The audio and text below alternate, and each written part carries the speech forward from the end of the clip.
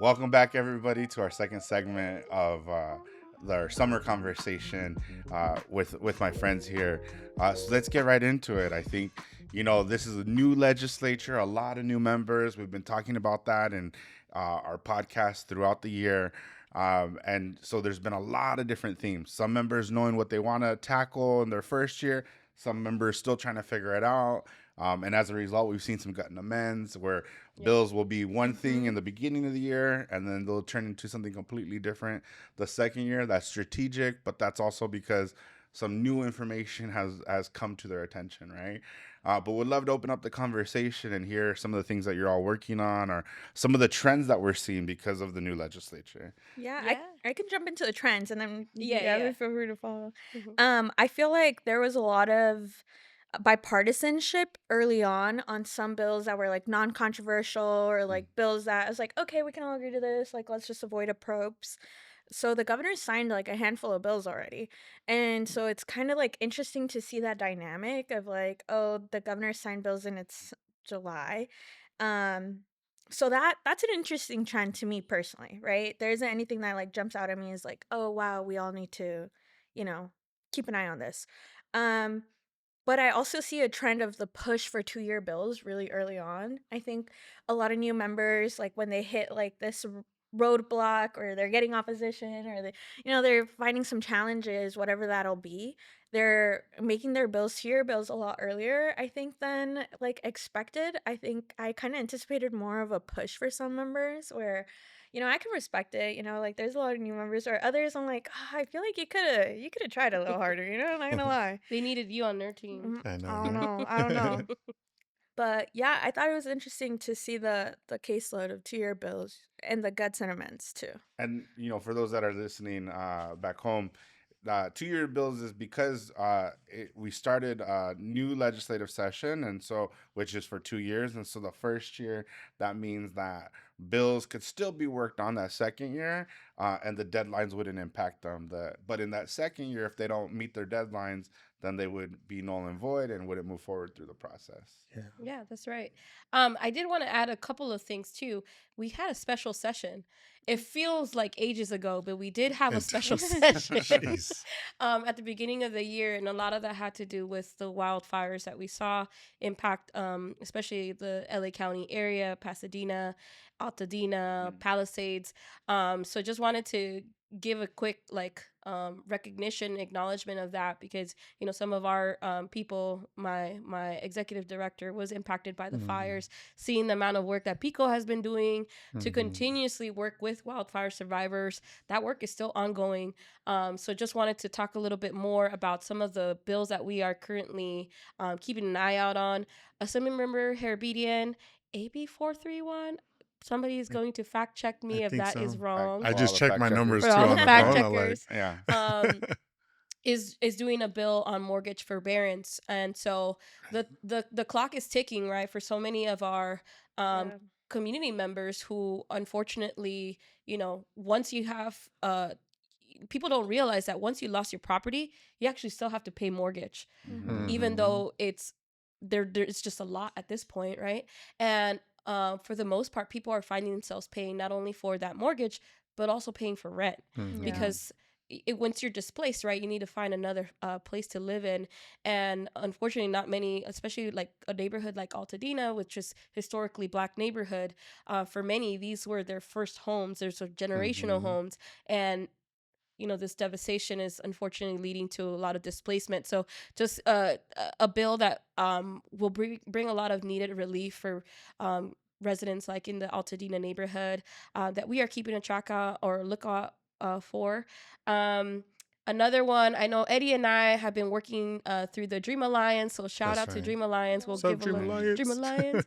Alliance. Tap me in, coach. Tell me. Tag me in, coach. Which is a really strong group of progressive organizations across the Yeah. state, pushing some very bold, visionary ideas and working hand in hand with other members in the legislature who I think are increasingly showing their desire to be Mm-hmm. seen as progressive, to do progressive work. So Assemblymember Aarons. Okay, Patrick Aarons, new Mhm. assembly member. He is our author for AB 461. This is focused on eliminating sanctions related to truancy. So in the Mhm. state of California, Yep. if your child is considered chronically truant, you can get fined up to $2,000 It used to be and jail. or spend up to 1 year in county jail. Yeah. Wait, is it the parents? The Yeah, parents the are able Yeah. The to? parents. Yeah. parents. The Yeah. parents. Man, my mom would have been locked up like twice, No, dude. I- Like, My that's yeah. mom would have been crazy. I serving got prison letters. time. Right. Yeah. That's Prison time. crazy. And I that's didn't know it that. is Mhm. it's something that is in our books. Yeah. Also in our CalWorks program, I should add that for our poorest families who are on CalWorks, Right. when their child is considered chronically truant, money is also taken away from their assistance. And so Mhm. just like some really backwards thinking that I think no longer defines the state of California. Right. And just really proud of Assemblymember Aarons, who he himself was actually truant. He was homeless as a youth and has a lot of personal reasons on why he is pushing this bill with us. But again, tying it all back to like what's going on in our world, in our space right now, that a lot of children are afraid to go to school. Their Right. parents are afraid Yeah. to drop them off, and for good It's reasons. all And connected. it's Yeah. all connected. And so we just want to make sure that our children are inadvertently being penalized, and their parents inadvertently pipeline into the carceral system or even the deportation system Mhm. with these outdated laws in our books. And so we are very hopeful. We are now in Senate appropriations, so second house, and things are looking really hopeful. So just some things to keep an eye out on. AB 461, Assemblymember Aarons, support us on that effort. Hey, well, we're giving shout outs on bills. So, Exciting. shout out to AB 1231, El Hueri. It's a diversion bill, judicial diversion bill. Mhm. And then the Affordable Housing Bond, AB 736, which is WIX. And then the companion bill on the Senate side is Cabaldon, SB 417. So, both of them are looking good. We just need the pro temp to like release 417 because it's a bond. He's kind of held it in rules for a while. So, we're working on that. So yeah, just shout out those two bills, Pico California bills, which Dream Alliance is getting behind both of those as well. So again, shout out to Dream Alliance. Tap you in, coach. And so what would the bond do? So the housing bond, basically, we have a shortage, according to the governor, we're short of building 1 million affordable homes, and he wanted to build that over the next 10 years. The housing bond would allow for there to be more affordable homes constructed, providing the revenue for it, and ensuring that the majority of those funds are used for affordable housing creation. Because as we know in California, we're getting back to like the tax dollars, right?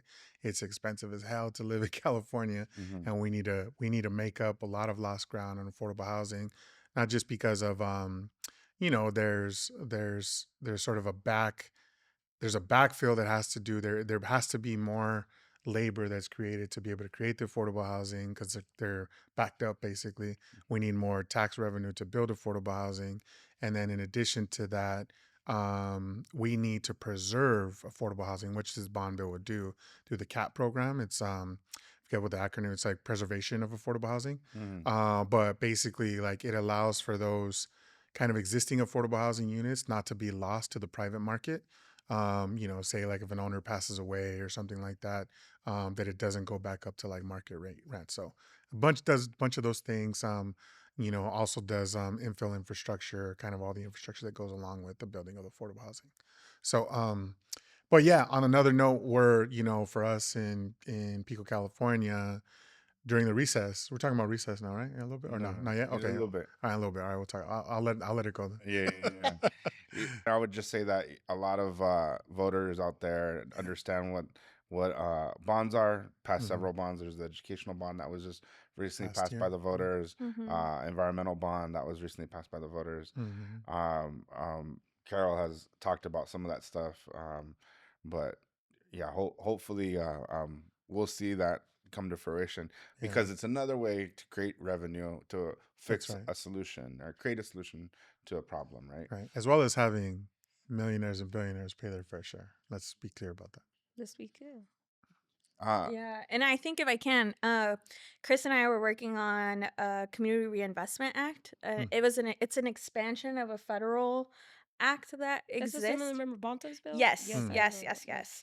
Yeah, and so I think when you talked about bonds, Mm-hmm. it talks, well, the bill would do a lot, Mm-hmm. but I think the part that I think we probably could touch on a little bit more are Mm-hmm. the tax credits that go into building more affordable housing. Oh yeah. That was Yeah. part of it, Mm-hmm. right? So basically banks and other financial institutions get credit for how well they serve the community. And so when you think of a traditional bank, right, they do well, they provided loans, they're servicing that Mm-hmm. area, they get a good credit rating through the federal government.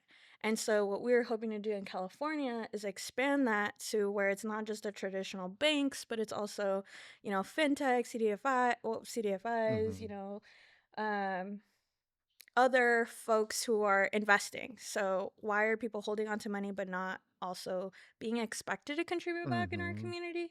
And so I think when you're talking about like the housing stuff, there's like Right. so many other ways or other solutions that we could consider Mm-hmm. that isn't necessarily increasing taxes. We're just Right. we're just holding everyone to the same standard, That's right. Yeah. Yeah. 100%.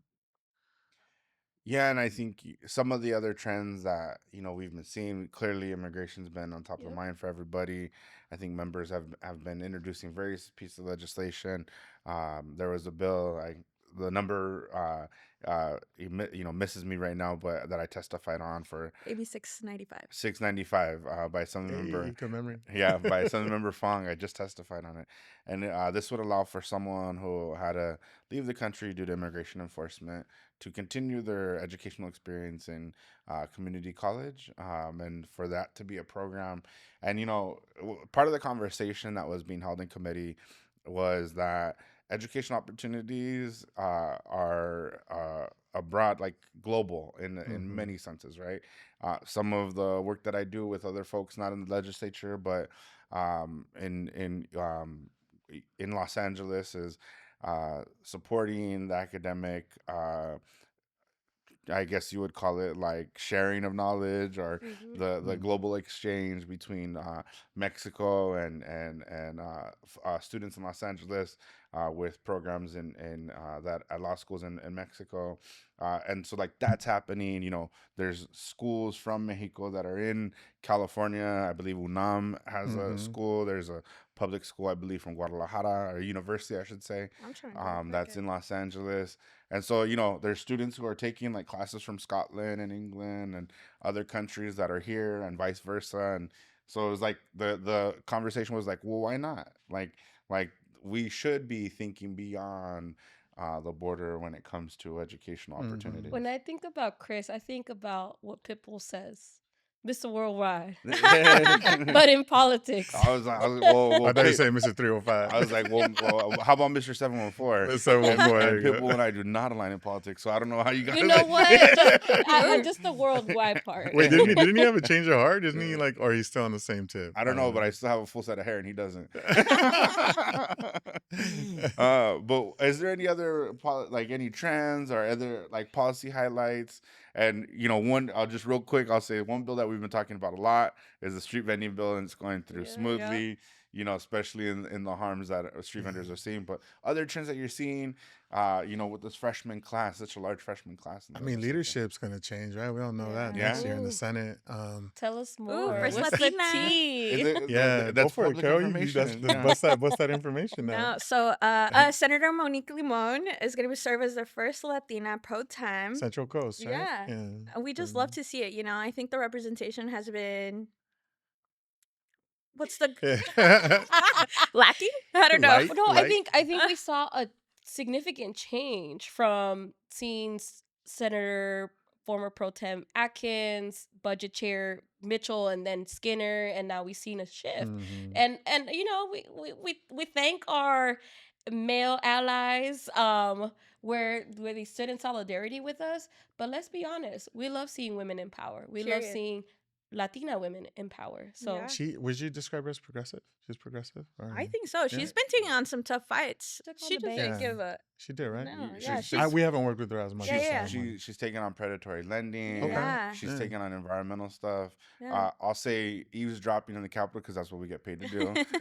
chismosos. But yeah, that's right. We get paid to be chismosos. My grandmother's, grateful for all the work she Right. did before. But the outside of Los Angeles, there was a raid in Camarillo, or in Ventura County, her district, Her district, and yeah. she was having conversations with non-normal stakeholders, but saying, well, like, this is my concern. What's the solution? What are we gonna do?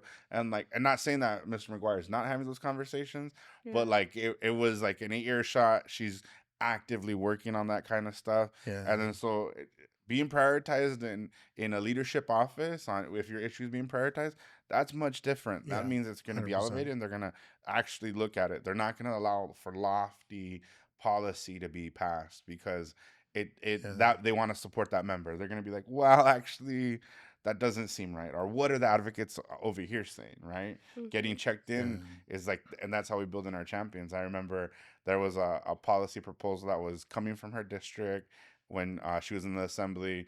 It sounded good, and then she checked in with a couple of us stakeholders, but she called us first. She said, "This sounds good. Mm. What do you think?" Yeah. Yeah. And then we gave her our opinion, and she moved forward the way she wanted to.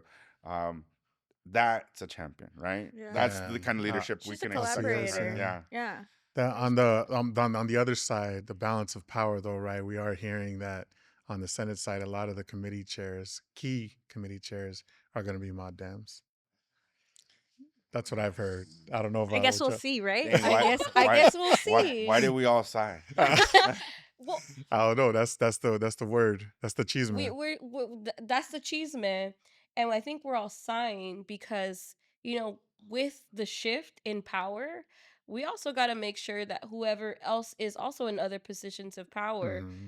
are working on the behalf of our community members, which are low income people of color, Mm-hmm. and oftentimes these members also represent those communities, but I think that's where we have a lot of work to do, right? To ensure that these new members who are being appointed into positions of power are standing in solidarity with their community, are not cutting our programs that are necessary and hurting our families, right? Because what we Mm-hmm. don't want Mhm. is for them to be, and say, like, for example, be put in budget chair Mm-hmm. position and now all of a sudden take a very moderate, conservative, fiscal conservative approach to solving our way through budgets, Right. when we can be solving our way through budgets by looking at revenue, making sure that our uh, public benefit programs aren't being cut, right? And so just want to, what is that one phrase that people say? Not all skin folk are kinfolk. Yeah.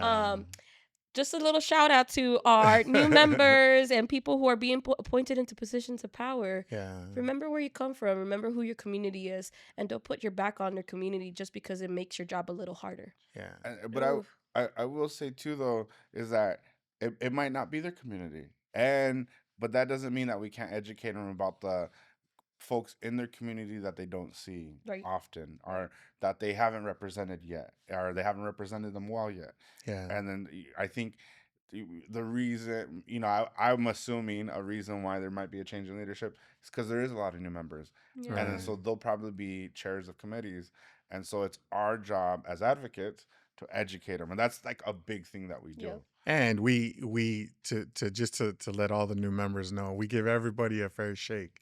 We want to work with you, want to Yeah. talk to you, want to make sure whether you're committee chair or not, we want to kind of have that conversation about what the community needs are. So Yeah, so Eddie is the teacher that you start out with an A, yeah. and then you could only work your Hey, way that's down.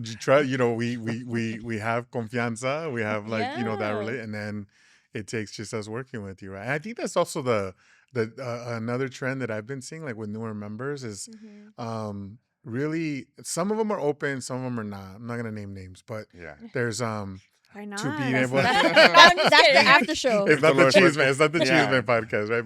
But it's the how they work with community, right? Yeah. I think some great examples, Senator Durazo, some other folks who really have kind of like that organizing sort of Yeah. acumen and work closely with community. There's like co-decision making. I mean, in the end, she's the jefa, right? Or the legislator's a jefa, or a jefe. But you end up with a situation where like some folks are just harder to work with, and they don't want to do, they don't want to go through the process because they feel like they got it covered. So Yeah. Yeah. so But I feel like the last we talked about it in a previous yeah, podcast too. Yeah. But this like, podcast, yeah. I feel like last class, that was the new class, right? They kind Mm-hmm. of proved themselves a little bit before this last class of new group. Mm-hmm. And so I Yeah. was kind of pleasantly surprised by a few of them. That I was like, Yeah, some oh, of them are really good. yeah, I Some was of them are like, down and about it. oh, Yeah, okay. yeah, So I I don't know. I agree. just hope that Let's that trend continue that trend. continue Yeah, and that learning curve kind of moves a little swifter. yeah, Yeah. yeah. And then, so speaking of, that, new legislators and some of the work that we do, I think the reason why we're here today and filming today is because we're in summer recess. Hey, So Ooh. that means that all vacation vacation for some of for us. some of us. Some I of us are gotta, hard at work. I gotta work. But and it means that the legislature is not in Sacramento. It Right. means that they're back in their districts, talking to Mhm. constituents, doing meet and greets and so forth.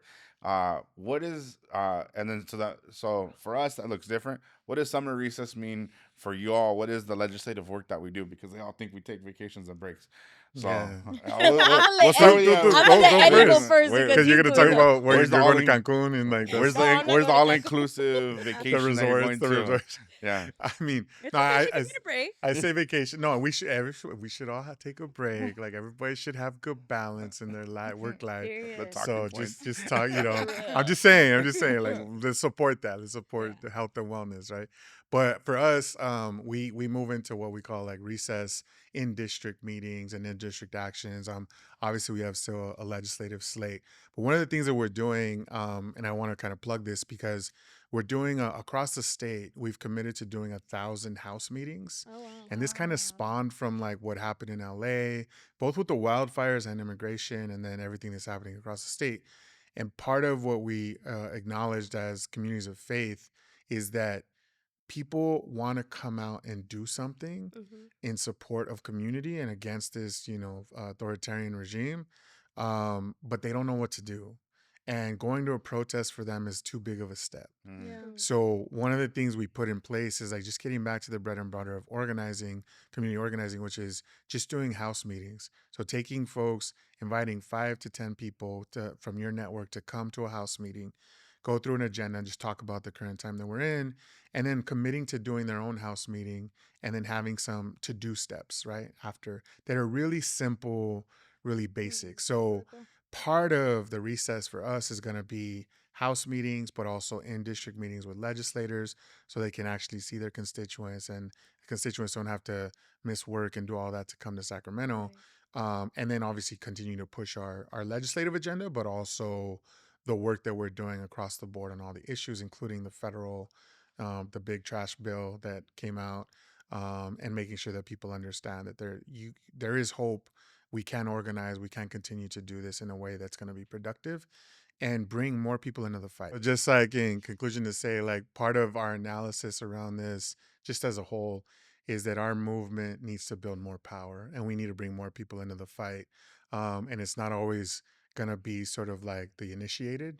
We need to bring those people who haven't been in the movement, who haven't been in the fight. The house meeting strategy for us is a way to bring your average everyday person who has seen what's happening across the country, bring them off the sidelines and into the fight. So that's part of why we're doing what we're doing. Yeah, absolutely.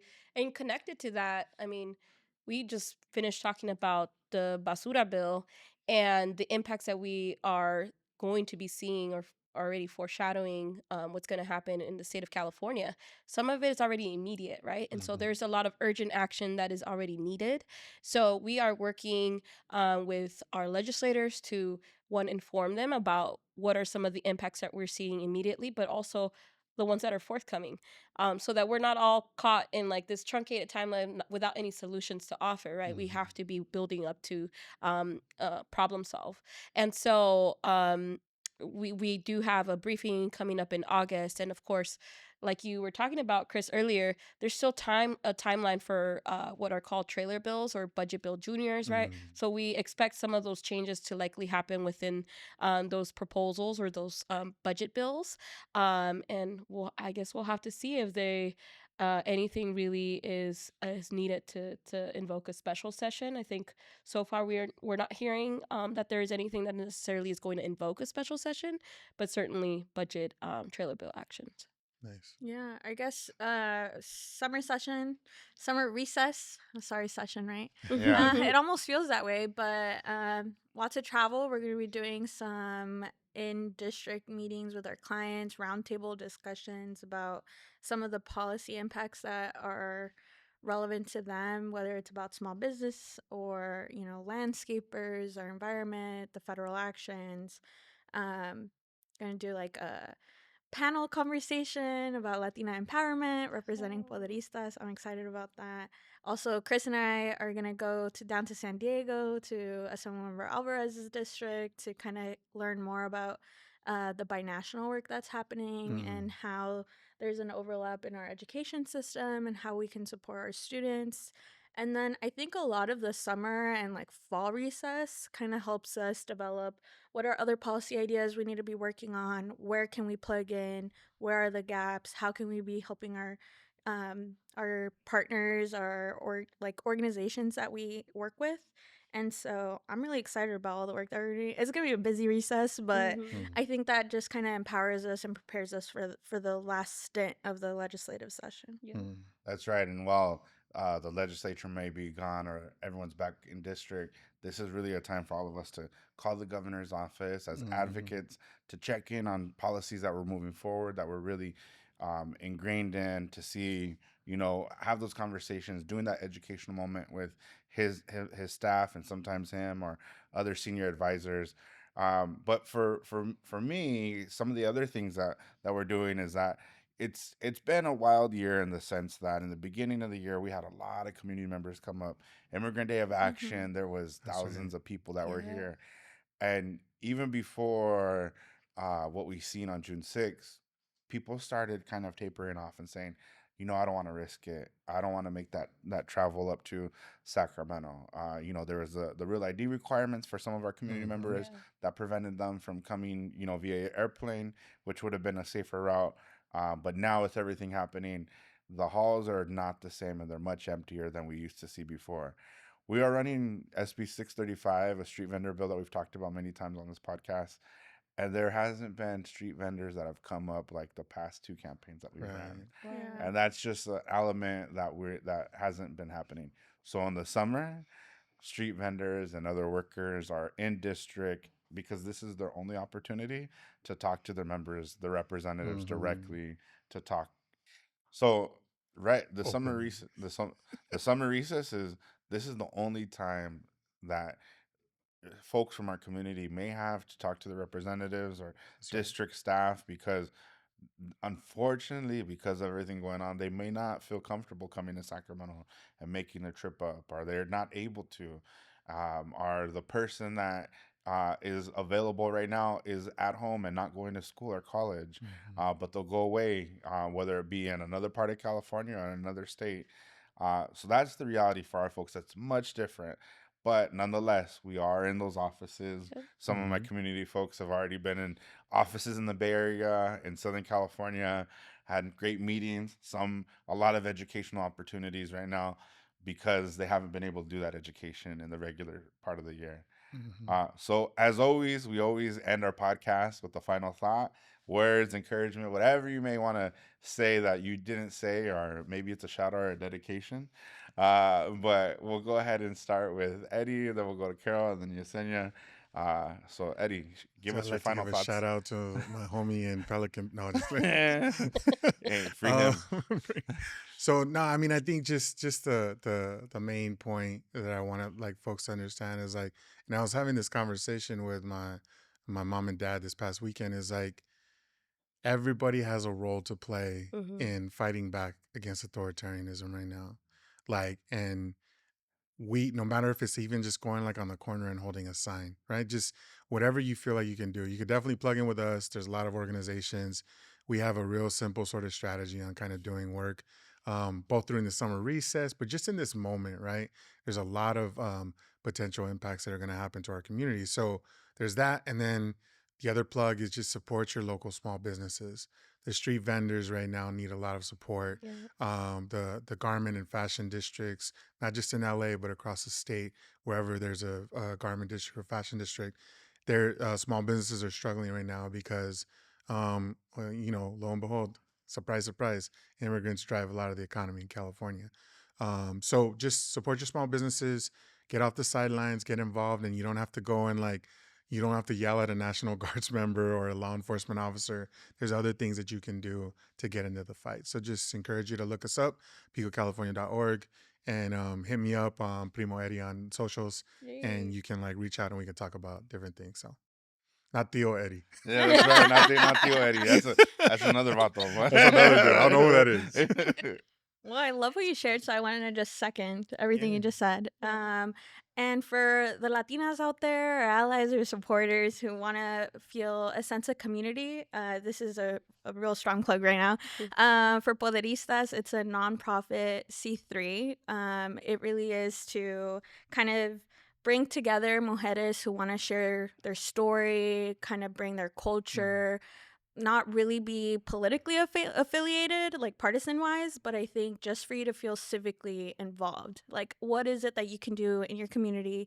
It's a common thread in a lot of our podcasts with like a call to action, but I think sometimes we just want to be in a space where you feel comfortable, where you feel like you can share who you are, but also know that it comes in different ways. Like, we do a lot of trainings online, so it's more so, hey, how can we educate you on something that's related to like a bill, or how to get civically involved locally, like who are your community members, how do you tap in where you can.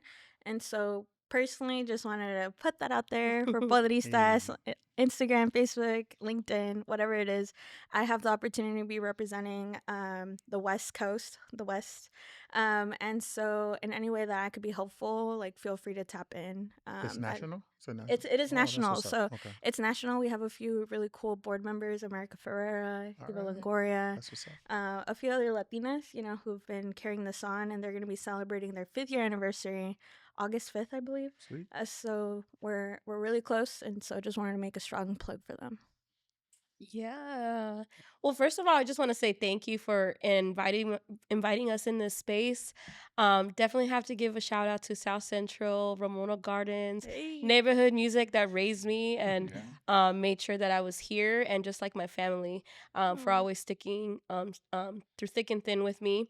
And another like component of it, just going back to what we were talking about earlier about what it means to be here in Sacramento, especially if we come from different neighborhoods across the state. Oftentimes it's really hard to find community in spaces that are brand new to you. So just want to encourage people, especially if you are somebody who also is in Sacramento in politics and don't know where to start community. Get connected with Carol, with Poderistas.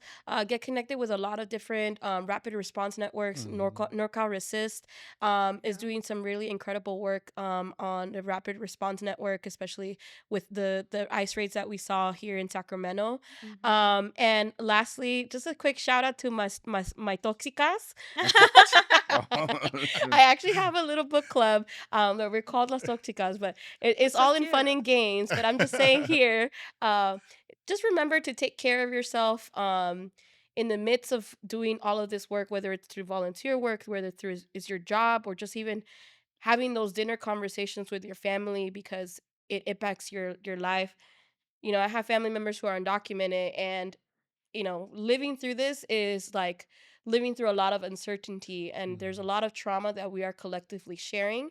But in that, we should always remember to step back and have moments of joy, whether or not it's through fun and games, chisme, or just a good chat. Like, that is also important, and that's what keeps our bodies alive and thriving. So remember to take care of yourself and have a good day. Well, I wasn't planning on doing the shout out, but shout out our dedication to Lester. Hey, Hey, you my- you have a toxica. Blink twice next time you see me if you're in trouble. Next podcast. Next podcast. Nah, for real, fool. But no, I think, as we were having the conversation today and everything that's been happening, we're, filming this in the midst of summer. There's a break for the legislature, but when you think of summer, you think of a little bit more freedom. You think of things that you're able to enjoy. And I do want to just kind of end on the note of like the expression, free them all.